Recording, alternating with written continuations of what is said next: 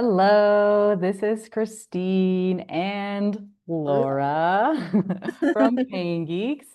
And we are coming on here today because we would like to be giving updates every month about what we've been up to, what we've been doing, maybe what we're going to be doing pretty soon. And so we were hoping we could talk about June today, which was Yeah. our previous month, right? We had a book club. So the way it works on Pain Geeks is we do things in a quarterly fashion, so 3 months at a time.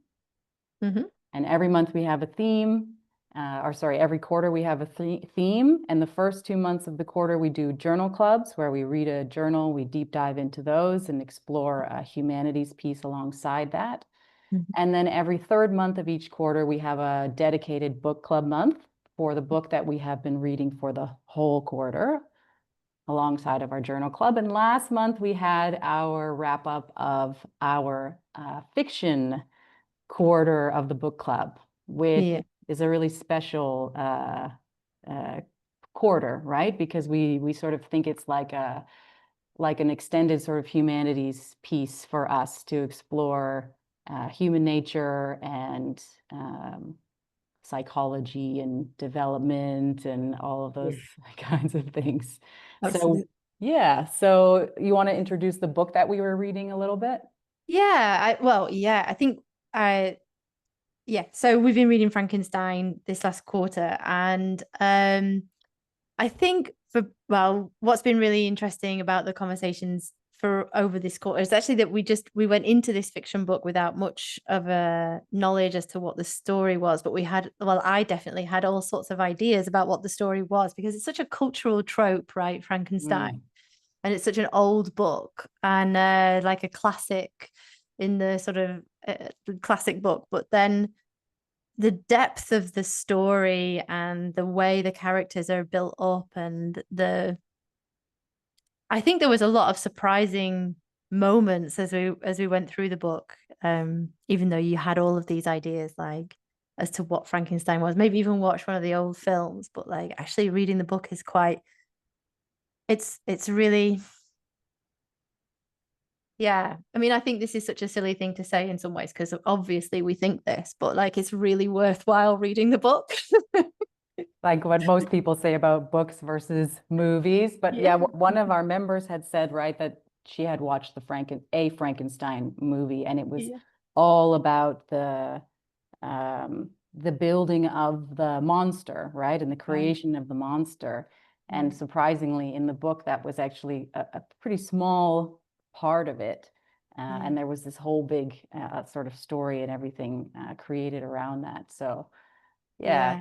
I think interesting. I think that's it, isn't it? Like in the book, the monster is a much more three-dimensional character. Like you get to see the the real depth of emotion that and the monster is in such a raw childlike way is just desperately trying to find their like his place in the world and how to be loved and how to and then dealing with the rejection of that and the feeling of not being loved but without having the emotional skills to yeah find a place for that.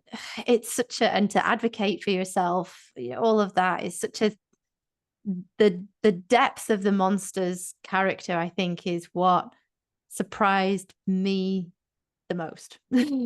Which I Hmm. think seems silly now because that is what the book is all about in a way, Mm. right? The relationship between Frankenstein and Frankenstein with himself, Frankenstein in the world, and then Frankenstein and the monster, and then having to deal with the repercussions of that and the Hmm. monster. Yeah, I don't know. I thought it was such a moving book, but like I really struggled through this book as we talked about quite a lot.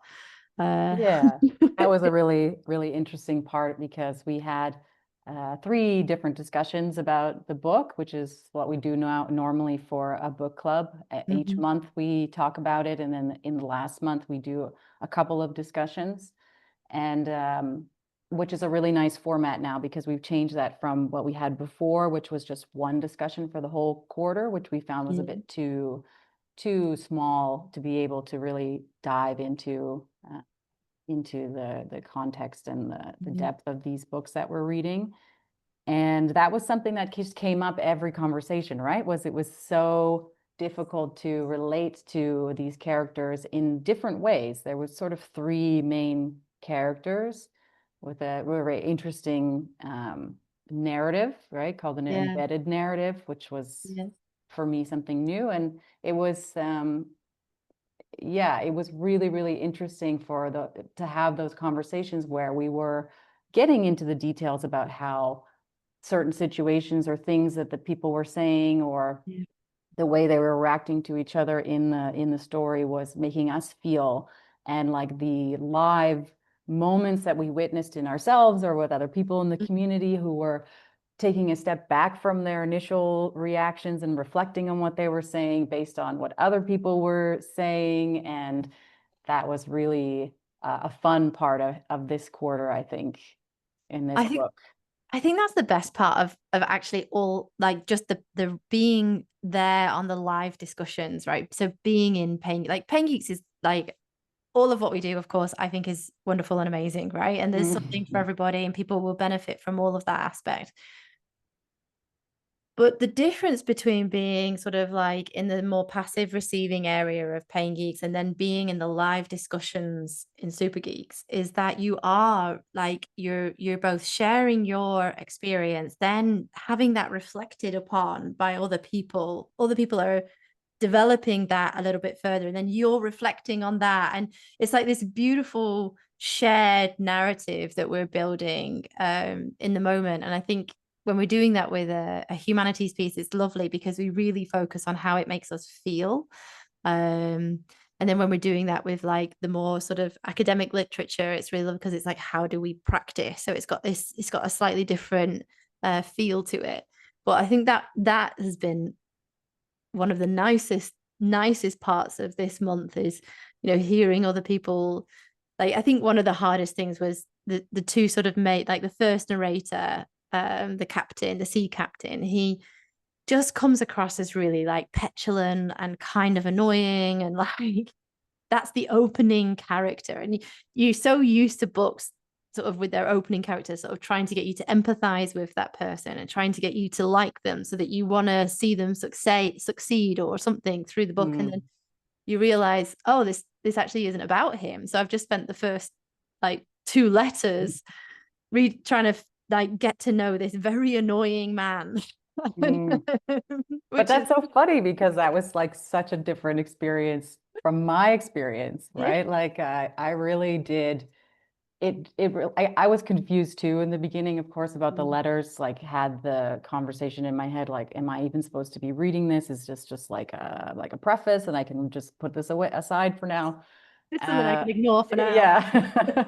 I And Googled it. I was like, yeah, should me I too, me read too. the Yeah. letters? Me too. I did that too. And then I don't know, for some reason I started listening to the audiobook and I found that very helpful also. But I found the letters like so exciting. Like I was so excited by this adventure that this person was going on.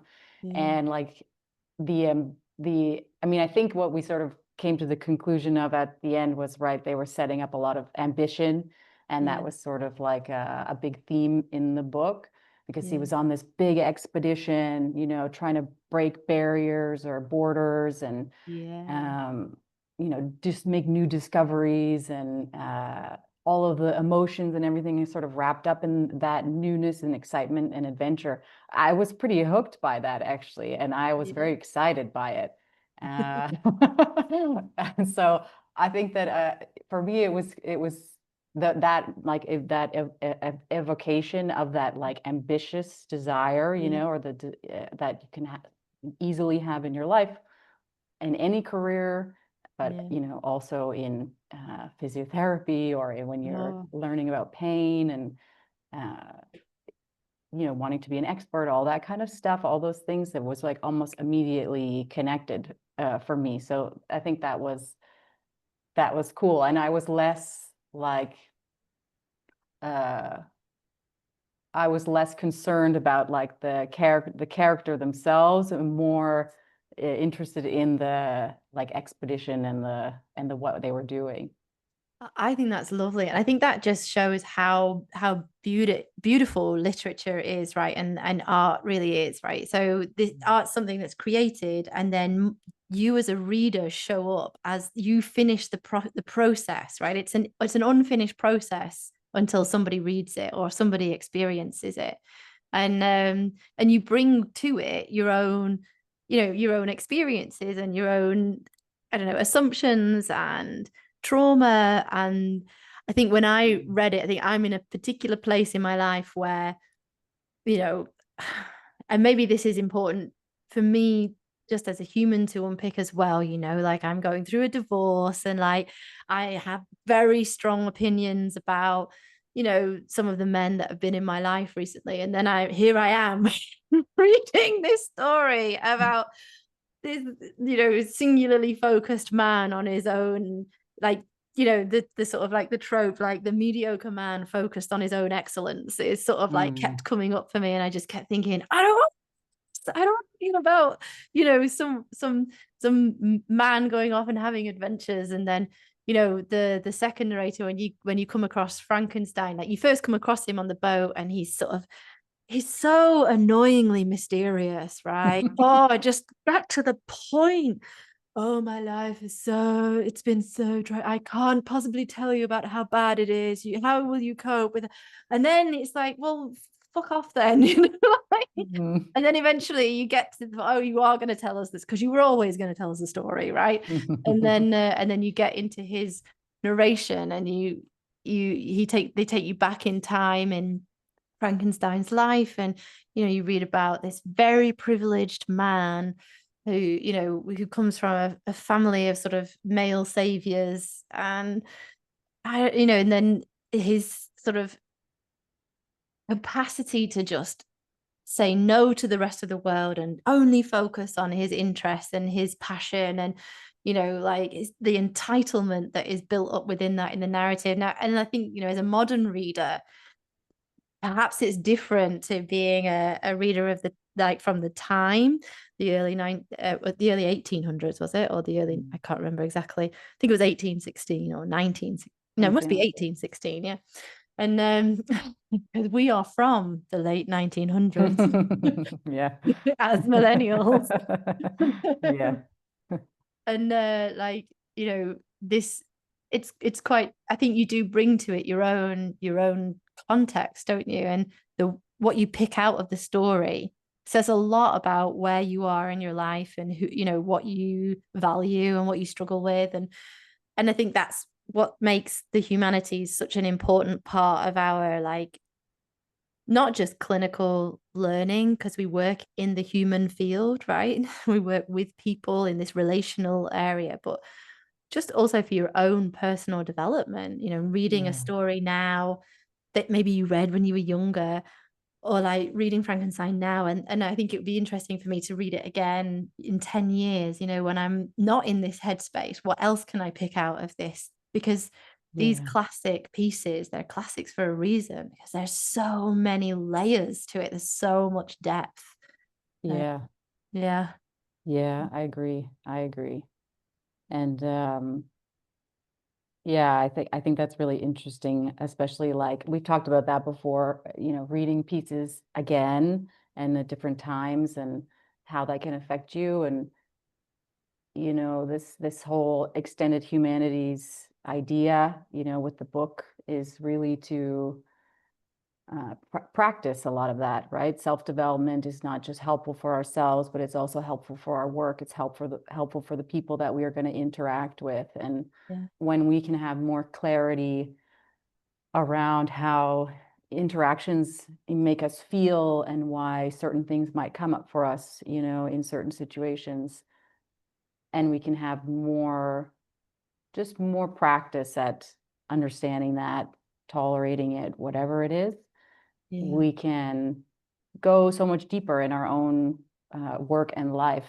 And these are things that we value in pain care as people, as clinicians. So we've kind of, these are some of the reasons why we've built our community this way and with these kinds of pieces in mind.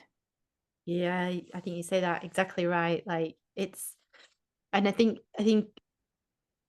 this is why we do spend so much time on the humanities, right? Because we think it is a great playground to practice, you know, observing and acknowledging your own feelings and being with difficult stories and being with challenging stuff and doing that work before you go into the clinic is how we keep patients safe from our own stuff, you know, because we have our own stuff. And the idea that we somehow are supposed to operate as therapists or clinicians from a position of perfection, you know, like mental and physical health perfection is so unsustainable and so performative and really prevents you from connecting to yourself, your colleagues, and the patient in front of you. But what we want to be able to do is to connect people safely. And that's one of the things that the humanities can do. Because when you're reading about someone who's, you know, I mean, the monster is essentially just an adult that has experienced, you know, parental rejection and a lack of love and a lack of guidance in terms of emotional regulation and feeling who they are in the world and personal development. You're going to come across that in your work, especially when you're working in populations where trauma and sort of childhood trauma is prevalent. And if you haven't, it's, you know, and you will have a reaction to that. You will have an emotional response to that because you're human and you care. So how do we practice that in safe ways so that when you go into the room with this other person, oh, all right, Bobby, you can you can do it well. I think Bobby's agreeing. I'm sure It sounded like you hiccuped, but then I remembered you have a dog. Yeah. I don't know how much longer she's going to cope listening to me rattle on. But well, that's okay. This was just to kind of get it out there, like did a little reflection about what we did last month, what we were spending our time on in Pain Geeks. And we've moved into a new quarter now, and we're exploring a fibromyalgia theme for our 2 journal clubs this month, July and August. And we've started a new book for our book club coming up in September. We're reading this book, The Hidden Spring by Mark Solms. So now this is not a fiction book anymore. This is more of like a neuroscience philosophy, yes, kind of book, and about consciousness. And we're really excited because one of our Pain Geeks, Matt Richardson, is going to be hosting the book club discussion in September. But we have the first book club discussion coming up just in a couple of weeks, just to get it started, to kick it off, to help frame, you know, how we can sort of set ourselves up for success when, you know, trying to read a book like this, because it's pretty hefty, a little bit overwhelming, and some strategies and ideas and ways that you can more easily connect to the book as you're reading it this summer. And you know, that first opening sentence, that first opening question of the book, how do you imagine a world when consciousness doesn't exist, like a pre-consciousness world? How do you represent something where without representation?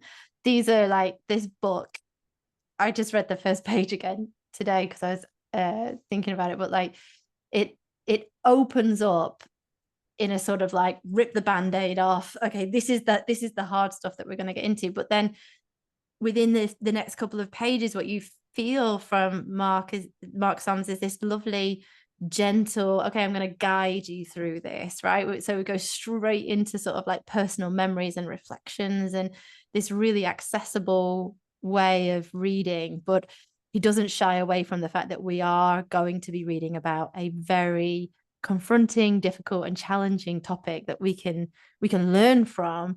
But I get the sense he's going to guide us through it very kindly, and I'm excited about that. Right. Yeah. And why not do that all together? Exactly. Yeah, that's what it's all about. Yeah. That's lovely. Okay, well, thanks to everybody who watched till the end, and hopefully we'll see you in the Pain Geeks community. If you're not a member yet, you can sign up for free to be a part of the free part of our community where we share what we're reading and have our sort of open chat forum as well. Yeah, and the And coffee club, don't forget, and which the is coffee club, yes. something we love at the moment. Yes, every month we do an open coffee club hour where we Yeah. just open the space for everybody who's on the platform to join and chat about things not necessarily related to what we're reading, but just to our lives and our pain work and anything really.